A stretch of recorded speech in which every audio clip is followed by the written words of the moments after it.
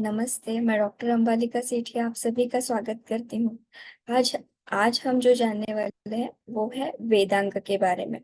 सबसे पहले हम देखते हैं कि वेदांग होता क्या है, या कौन कौन से वेदांग होते हैं। तो सभी को पता होगा, वेद हमारे चार होते हैं और उन चार वेदों को मिलकर एक पुरुष की कल्पना की गई और उस पुरुष के अलग अलग विभाग, अंग विभाग बताए गए। उन्हीं को वेदांग कहा जाता है। तो कहा गया है, ज्योतिः कल्पो निरुक्तञ्च शिक्षा व्याकरणम तथा छंदो विचितिरेतानि षडंगानि विदुश्रुते।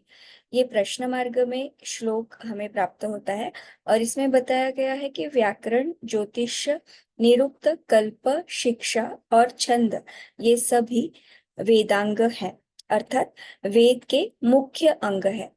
इन वेदांग शास्त्रों में ज्योतिष शास्त्रों को अति महत्वपूर्ण माना गया है।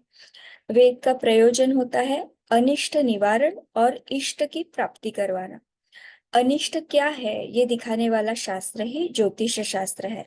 इसीलिए वेद का निर्मल चक्षु ज्योतिष शास्त्र को कहा गया है। ज्योतिष शास्त्र के व्याख्या की अगर हम बात करें तो एक व्याख्या हमें नारदीय ज्योतिष में इस प्रकार से प्राप्त होती है। ख स्थानाम सूर्यादिग्रह नक्षत्र पिंडानाम बोधकमिति ज्योतिष शास्त्रम।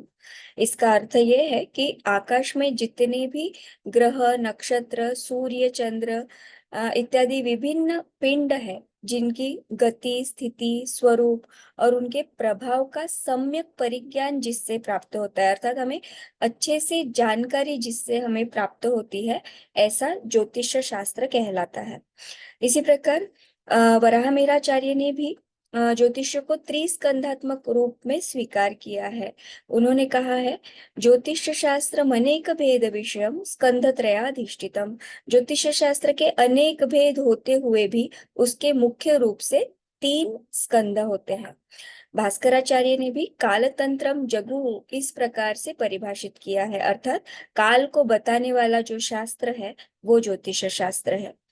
ज्योतिष शास्त्र भारतीय विद्याओं का महत्वपूर्ण अंग माना जाता है। ज्योतिषाम सूर्यादिग्रहणाम बोधकम शास्त्रम ऐसा कहा गया है, अर्थात ज्योतिष सूर्यादि ग्रहों का बोधक शास्त्र कहा जाता है। ये इतना महत्वपूर्ण क्यों है, इसको बताने के लिए एक श्लोक बताया जाता है शास्त्र में। यथा शिखा मयूराणाम नागाणाम मनयो यथा तद्वद वेदांग शास्त्राणाम ज्योतिषम मूर्धनि स्थितम।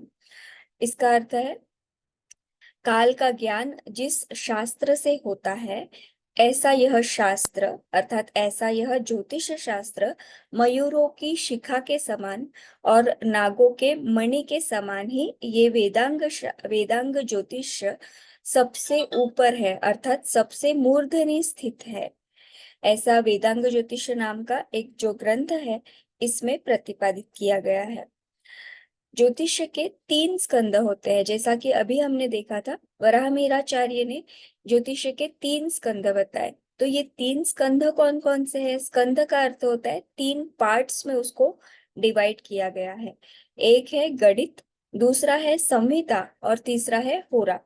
गणित का अर्थ होता है उसमें सभी प्रकार के खगोलीय कैलकुलेशंस किए जाते हैं। ग्रह कितना बड़ा है, पृथ्वी से कितनी दूरी पर आता है, कहाँ से कितना कोण बनता है, और ध्रुव गणित के यहाँ पे किया जाता है। मतलब जो हमें दृष्टि से दिखाई दे रहा है और गणित से कैलकुलेशन करने के बाद जिस राशि अंश कला विकला में आ रहा है वो समान होना चाहिए। तो जो भी कैलकुलेशंस वाले ज्यादा पार्ट्स होते हैं वो गणित स्कंध में आते हैं। दूसरा इसका हिस्सा या दूसरा इसका भाग बताया गया वो है संहिता। जो विषय गणित में और जो विषय होरा में नहीं आते वो सारे विषय संहिता में आते हैं। संहिता का शब्दशः अर्थ निकाले तो संहिता का अर्थ होता है कलेक्शन। तो बहुत सारे विषयों का कलेक्शन इसमें किया गया। ये बहुत बड़ा बृहद विषय है। हम एक एक करके इनके बारे में आगे के आने वाले वीडियोस में जानकारी लेंगे। तो संहिता भी एक बहुत बड़ा विषय है। वैसे ही होरा शास्त्र, होरा शास्त्र जिसमें हम किसी व्यक्ति का व्यक्तिगत फलादेश करते हैं, अर्थात किसी की कुंडली देखना, किसी का फेस रीडिंग करना, हाथ देखकर बताना, न्यूमरोलॉजी से बताना, ये सारी चीजें जिसमें की जाती है वो होता है होरा शास्त्र। अब ये तीन मुख्य स्कंध है, स्कंध अर्थात भाग है, गणित स्कंध, संहिता स्कंध और होरा स्कंध। इन तीन स्कंदों के भी और दो दो छोटे छोटे पार्ट्स, कुछ छोटे पार्ट्स बताए गए, ये टोटल 6 होते हैं। जैसे गणित में गोल और गणित ये दोनों अंग आते हैं। संहिता निमित्त नाम से भी जाना जाता है, अर्थात कुछ शुभाशुभ घटनाएं घटने वाली है तो उसके क्या लक्षण हमें प्रकृति में दिखाई देते हैं, वो संहिता में निमित्त के नाम से जाने जाते हैं। और उसके साथ होरा, होरा के 3 पार्ट्स और बताए गए, मुहूर्त, प्रश्न और जातक। अब ये सब क्या होता है, ये जानने के लिए बने रहिए मेरे चैनल पर। Thank you.